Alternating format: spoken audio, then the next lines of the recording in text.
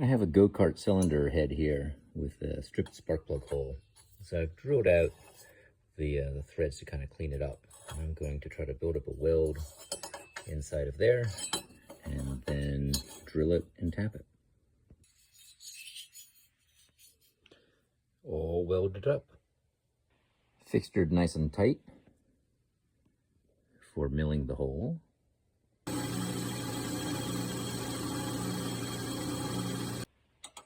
And tapping the hole nice and straight.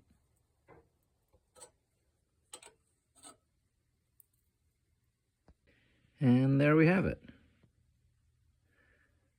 Some rebuilt threads.